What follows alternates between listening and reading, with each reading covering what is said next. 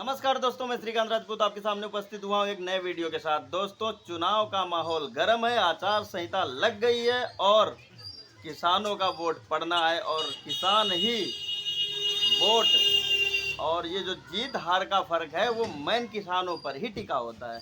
तो दोस्तों, हमारे गांव के कुछ सज्जन किसान हैं और इनसे पूछेंगे कि कितना विकास हुआ है इस सरकार में और किसे वोट देंगे। वैसे मुझे लग रहा है कि मोदी जी से खुश तो हैं, शायद इनकी बातों से लग रहा है, लेकिन बहुत दुखी दुखी बैठे हो। क्यों ऐसा, क्यों खुश नहीं हो गया?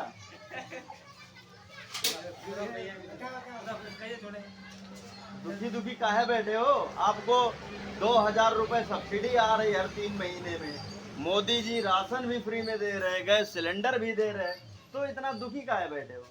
दुखी है, यहाँ की जनता गायों के प्रति दुखी है। गौशाला नहीं बनाए गए। भाइयों, किसानों का कहना है कि यहाँ गौशालाएं नहीं बनाई गई हैं, जिससे किसान रात रात भर फसल देखता रहता है अपनी, और अपनी मतलब घर में अपने बच्चों के साथ नहीं सो पाता है, क्योंकि उसे रात में खेत की रखवाली करनी पड़ती है ना। फिर भी गाय गेहूँ खा जाती हैं। लेकिन अभी मोदी जी ने अभी योगी आदित्यनाथ जी के द्वारा एक नियम बनाया गया, हर जिले में जहाँ गाय हैं, जहाँ किसान परेशान है गायों से, वहाँ बड़े बड़े गौशाला बनने को रुपए भी पास हुआ और रुपए आ भी गया है, और वो अपने हरदोई में भी हुआ है। तो आपको कैसा लग रहा है अगर जो गौशाला, बड़ी गौशालाएं बन जाएंगी और सारी गाय वहाँ चली जाएंगी, तो आपको कैसा लगेगा? बढ़िया रही भाई। तो वोट किसे देंगे ये बताओ पहले, इतना है। और ये जो समाजवादी पार्टी है या कांग्रेस है, आपको कौन सी पार्टी सबसे अच्छी लगती है? वोट तो मोदी को ही देंगे। वोट भैया मोदी को ही देंगे, लेकिन गौशाला बनाओ जाए। लेकिन गौशाला बनाओ जाए। लेकिन गौशाला बनाया जाए। वोट तो बता रहे हैं मोदी जी को ही देंगे भैया। हमें तो नहीं लग रहा है अब 10-20 साल मोदी जी को कोई हरा पाएगा, क्योंकि किसान इतने हैं और इतना परेशान भी हुए हैं, लेकिन उन्हें पता है कि हमारी परेशानी जो दूर करेगा वो मोदी जी हैं। समझ रहे हैं? तो इनका कहने का मतलब है कि इनकी परेशानी केवल एक रह गई है, मोदी जी ने सारी परेशानी हर ली है। जैसे हनुमान जी परेशानी सारी हर लेते थे, दूर कर देते थे, वैसे ही इन्होंने सबकी परेशानी दूर कर दी। बस किसानों को बता रहे हैं कि एक ही परेशानी है, वो खेतों में गाय, जो गायों से उनकी फसल को नुकसान होता है, बस वो छोटी सी एक प्रॉब्लम बता रहे हैं, और कहते हैं वोट तो मोदी जी को ही देंगे। तो भैया ये बताओ, ये जो पहले कांग्रेस सरकार थी वो कैसी सरकार थी? कांग्रेस सरकार मतलब ठीक ठीक, लेकिन वो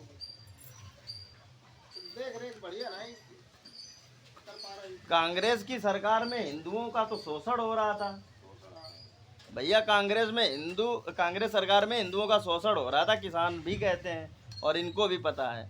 तो आप एक बात बताइए, जो उत्तर प्रदेश में समाजवादी सरकार थी तो कितना अच्छा लगता था, आज अच्छा लग रहा है योगी जी की सरकार में, या उस समय अखिलेश की सरकार में? किस सरकार में अच्छा लग रहा था?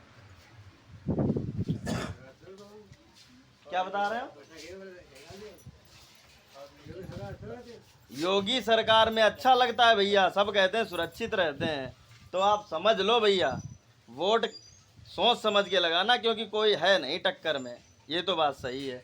तो किसानों को परेशानी है केवल गायों से, और मोदी जी फिर लग रहा है कि 2024 में आ रहे हैं, क्योंकि किसान जो सबसे नींव, सबसे छोटा वोटर जो है, जो सबसे नीचे स्तर का वोटर है, या जिससे मकान खड़ा होता है, सच में अब लग रहा है फिर से मोदी जी की गद्दी खड़ी हो जाएगी और आप आराम से उस पर बैठेंगे, क्योंकि वोट उन्हीं को जा रहा है गांव में।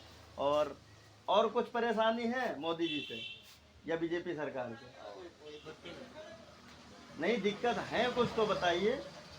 दिक्कत प्रॉब्लम वही है, सबसे बड़ी परेशानी है किसानों को गाय सुरक्षित कर, गाय सुरक्षित कर लें। हाँ, ये तो बहुत बढ़िया बात कही है भैया ने कि गाय सुरक्षित भी हो जाएंगी और गायों से किसानों की परेशानी भी दूर हो जाएगी।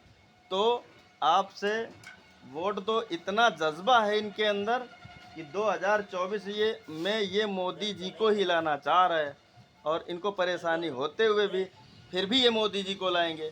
तो भैया मुझे नहीं लग रहा है किसी की सरकार आने वाली है, मोदी जी ही आने वाले हैं। अच्छी एक बात बताइए, उत्तर प्रदेश में जो सीटें हैं 80, इनमें मोदी जी कितनी सीटें जीतेंगे? 80 सीटें पूरी जीतेंगे भैया, 80 सीटें मोदी जी जीतेंगे, ये कहना है यहाँ के लोगों का। तो बहुत ही अच्छी बात है। फिर से मिलूंगा ऐसे ही एक नए वीडियो के साथ। जय हिंद।